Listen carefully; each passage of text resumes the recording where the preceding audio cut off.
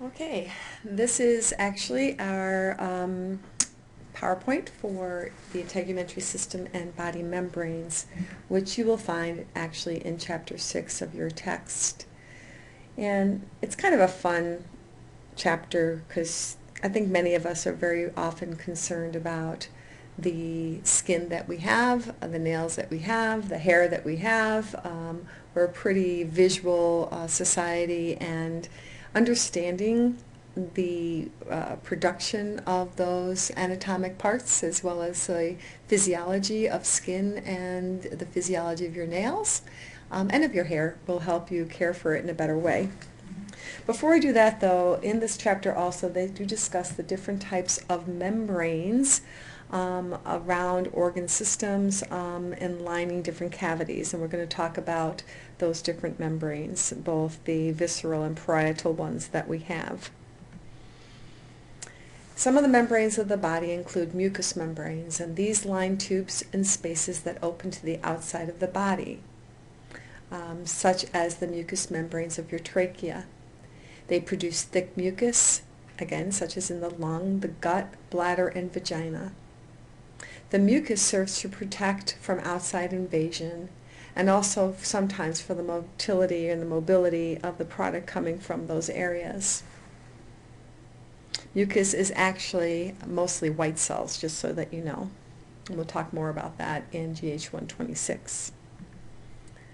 Serous membranes don't communicate with the outside of the body, and they line the closed cavities. They're also responsible to and aid, like for example in the abdominopelvic cavity, to fold back on the internal organs. The pleura lines the thoracic cavity. Again, we have visceral and parietal linings. The visceral, always think of visceral as that which attaches to the organ itself, and the parietal lining being the one distal from the visceral one. And that space between the visceral lining and the parietal lining is often filled with fluid. And much of that fluid is there for the reduction of friction. When we take a deep breath, our lung moves. When our heart beats, the heart muscle moves. And when you move a joint, there is motion in that joint that's dependent upon all that reduces the friction so that we don't wear out the parts. So the pleura is again the membrane that lines the thoracic cavity and covers the lungs. The pericardial sac is there is again a pericardial layer that is both visceral, that is on the very outside of the heart muscle itself, attached to it, and then a parietal. And remember, the heart is located in the mediastinum. So you have this serous lining with a little space in between with a little bit of fluid called pericardial fluid, and that little balloon-like structure around the heart is called the pericardial sac. It is essential in normal physiology for the sac to be intact, for the fluid to be clear and non-infected.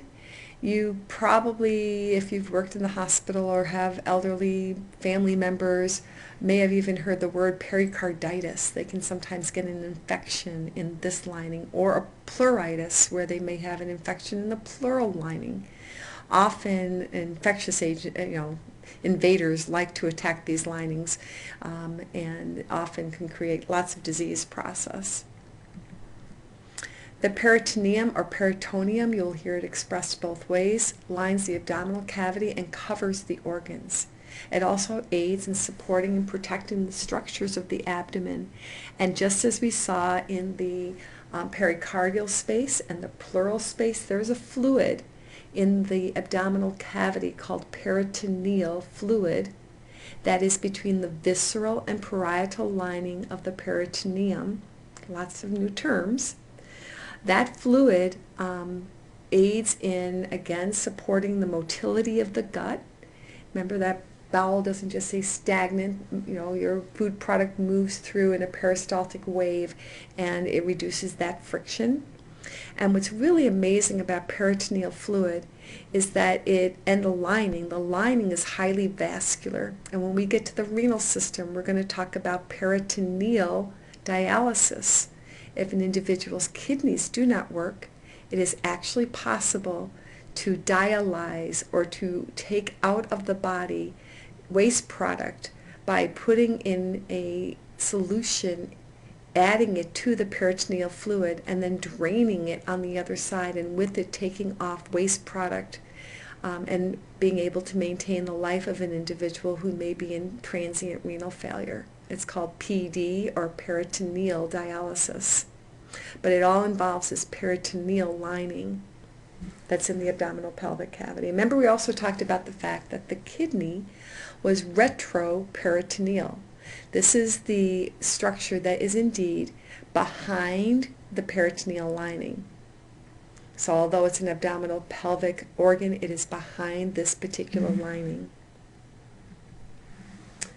Other connective tissue includes the synovial membranes that actually line our joint cavities, and the bursa that secrete fluid within the joint cavity to enable a reduction in friction between the bones. When you don't have that membrane, or again in arthritis where you have an inflammation of this particular lining, or synovitis, lots of pain in a joint. So we'll talk more about that when we get to skeletal also. Another type of lining that we're going to talk about, especially when we get to the nervous system, is called the meninges. The meninges are those different linings outside of the brain, inside of the cranium. And there are layers and layers of them, as you can see in this particular picture. First you see the skin, then you see the periosteum, which is the outer lining of the bone, the inner portion of the bone, and then the different meninges, which include the dura mater, the arachnoid, and the pia mater. The pia mater is essentially the visceral lining, because it is that portion of the membrane that is most adhered to the brain itself. When we do a dissection, it really is like a very thin piece of cellophane adhered to the outside of the brain, and that would be the pia mater. Now this is a pictorial of the skin, and we're going to be talking, and you're going to be reviewing, this is going to be homework for you, the different portions of the skin. And those include the epithelial layer, which you have already learned about, which is that most outside layer. It includes the hair follicle, or the hair shaft right here. And it includes these little cloud-like structures hanging off that hair shaft, which are actually sebaceous glands. Sebaceous glands are those exocrine glands that secrete sebum, or oils. And those of you who have a memory, or currently still are dealing with a increased production of oil, are the ones who have the very well moisturized, protected hair shafts. When we're young and we have a lot of hormone influence, there's a lot of oil that's produced from those glands. As we get older, they involute, and the production of oil reduces, which is why the elderly have dry and very fragile hair, along with the fact that the actual hair follicle is reduced in numbers, which is why we have thinning hair. If you look here at this purplish little squiggly thing, that's actually a sweat gland, and that sweat gland is stimulated by our nervous system, which will tell it when to secrete. You have increased workload and you need to get rid of some heat from your body. We kind of talked about that. Well, then you will indeed have that particular exocrine gland secrete its liquid-like product out to the surface through a sweat pore, which you can see, if I can find my cursor right here, out the sweat pore onto the skin, and then to have it evaporate away. Also within this hair shaft, you can notice that, well, let's see, there's not a lot of blood supply up here, but you do have the root of the hair right here that's supplied by an artery and a vein that enables it to grow. And from there it's pushed forward, and so your hair on the outside obviously is not attached to any nerves or blood supply, which is why you can cut your hair and it doesn't bleed and it doesn't hurt. It only hurts if your vanity's been altered because it was a bad haircut. All right.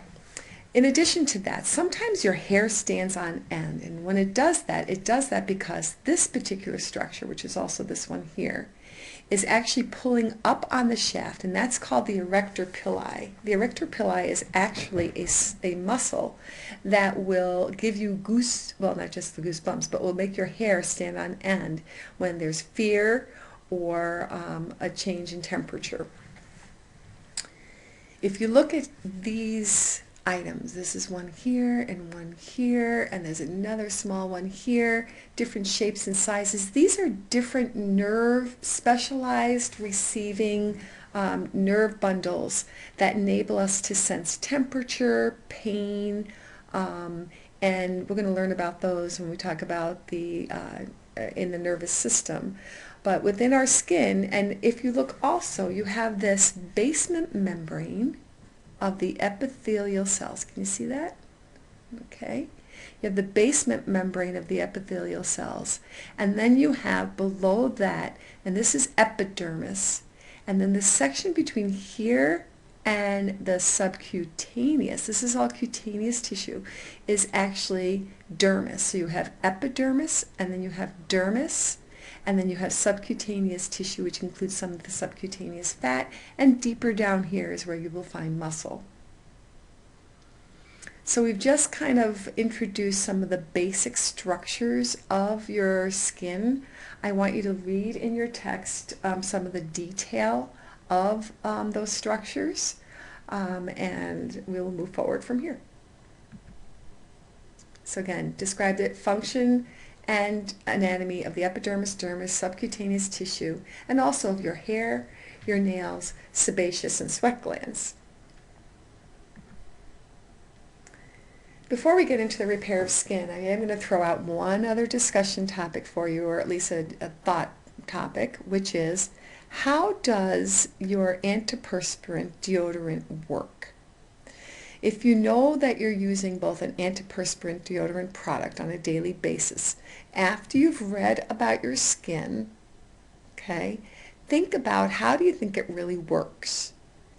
If you're not going to perspire, you're not going to let the sweat come out of those sweat pores, what are you really doing in an antiperspirant, and how is it done so that you don't sweat, at least under your arms where you place the antiperspirant? Obviously, if you put antiperspirant under your arms and you're really anxious or really exercising, you're still going to sweat from some other part of the body, typically, you know, on your back or even over your abdomen or over your chest, so, or your palms. So, you know, what does that antiperspirant really do? And then deodorant-wise, what is it about those specialized glands that make an odor that your deodorant is now changing? So I want you to give that some thought. All right, repair of skin.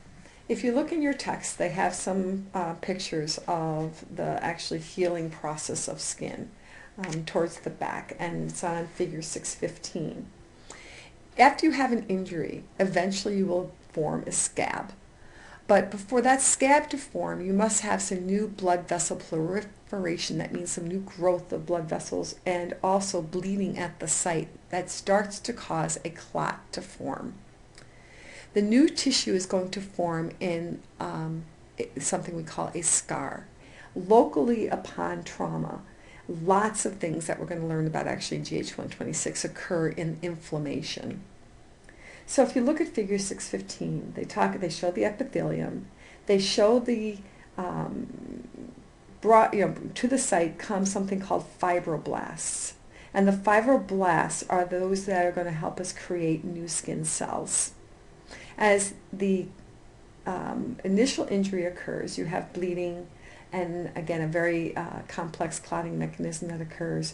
Fibroblastic activity along with the clot enables that localized area to reproduce some new cells, which unfortunately are not exactly like the cells that were there before, which is why if you've had a deep enough laceration, you develop a freshly healed epithelial lining that has a different coloration, a little different melanin component, and now that tissue is replaced by a scar. So that is how skin repairs. For skin to repair, you have to have adequate clotting capability, you have to have the ability to produce adequate fibroblasts, and you have to have adequate nutrition for both of those. So when we talk about skin repair, we talk about certain kinds of nutritional needs, which also includes vitamin C in skin repair. Now, also other things that influence our skin is disease process, as well as change in some of the structures like our melanocyte. The melanocyte is actually that cell that propagates the color of your skin. Some of our skin can also get a secondary hue based on disease process. When we look at an individual, we look at their generalized color. Partially that is cultural and racial, and partially that is skin exposed to sun, but it also might be disease process.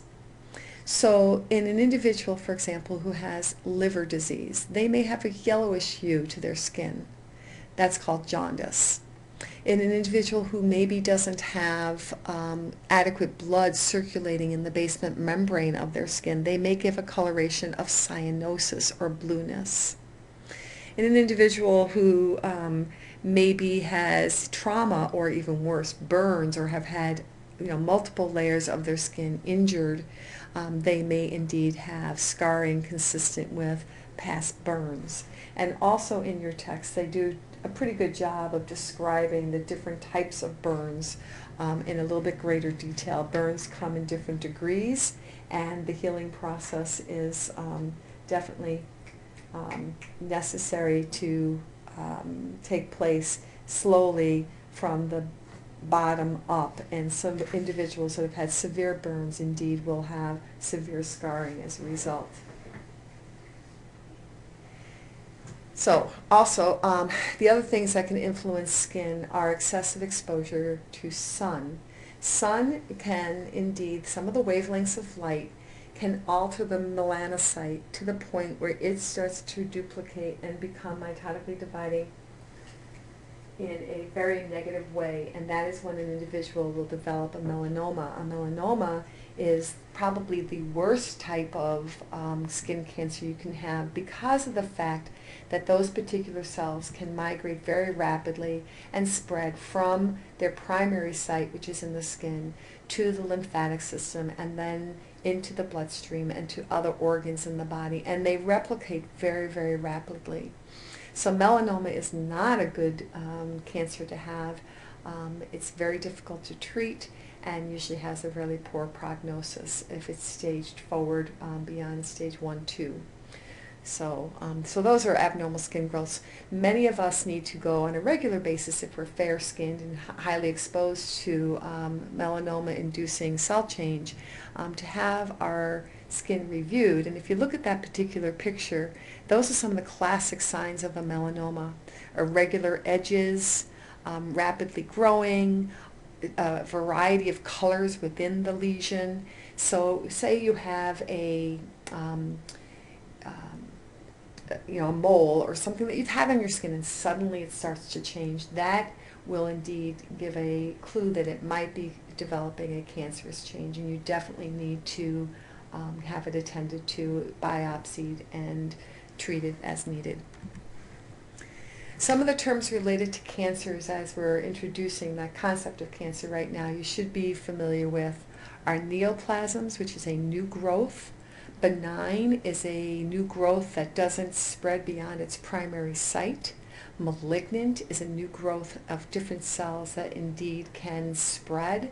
Metastasis is as it spreads where it goes, and a biopsy is when you take a sample of that particular tissue and then diagnose it by histology. And we talked about what histology is. Now in your text, they do a pretty good job of also describing the nail.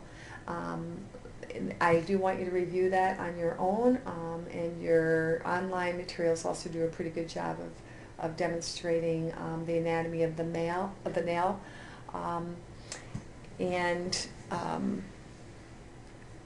I would like you to review those items. Now also in your text, they discuss a variety of different types of glands. And bear with me as we kind of back up on this PowerPoint, because I got a little out of sequence on this, and it doesn't appear that it's going to let me. Oh, there we go. Okay.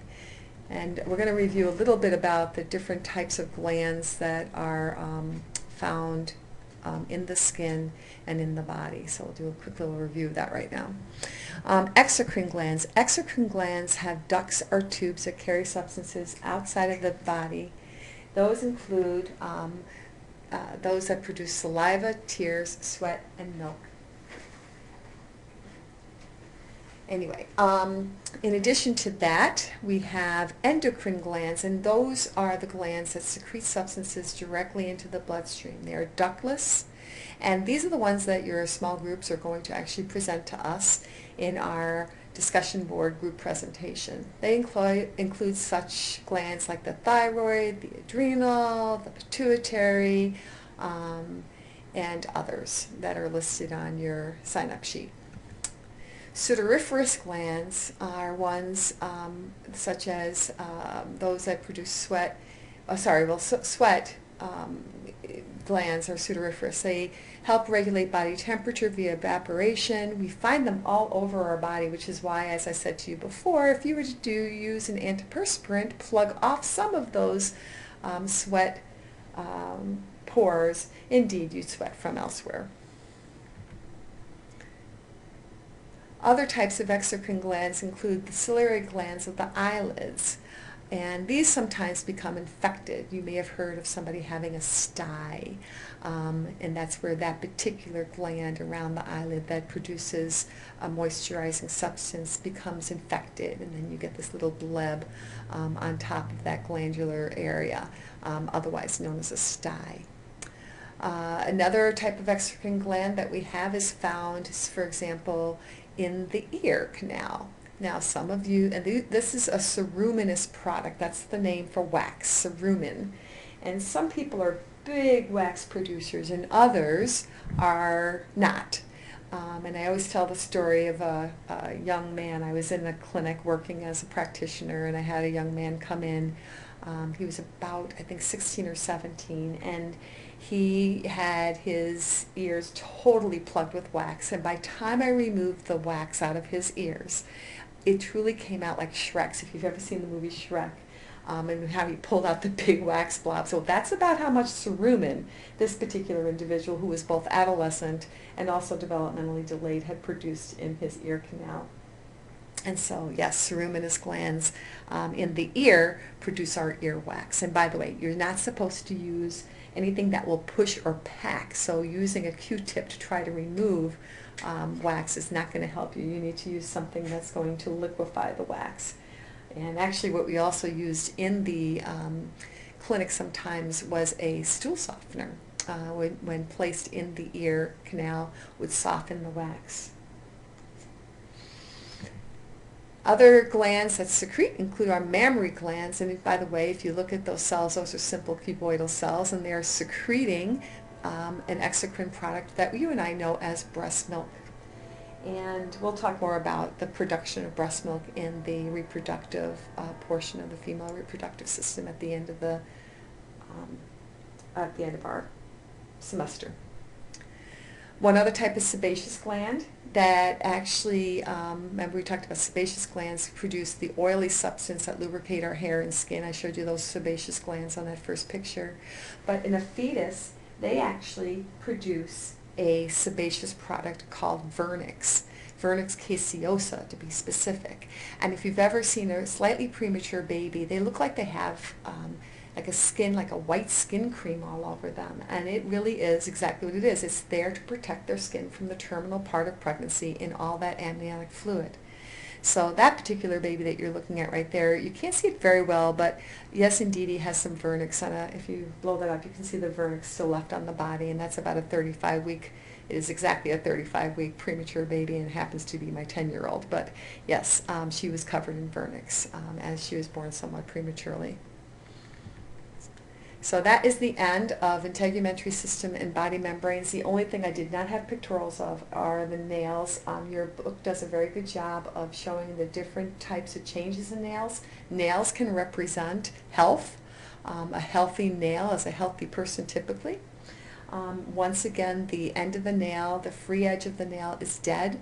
The root of the nail is that which is well blood supplied and mitotically dividing new cells. In the discussion board, we can talk a little bit more about skin. I might be putting out some little prompts for you to respond to. Skin's a fun topic just because, again, we're usually all pretty involved with wanting to make sure that our skin is as healthy looking and involved with unattractive acne or the like. Acne is also discussed in the text about acne vulgaris, which is the fancy name for really bad cystic-like acne, blackheads, and what can be done for acne is also described in your text. Any questions, please email me or put on the discussion board on the A&P Cafe.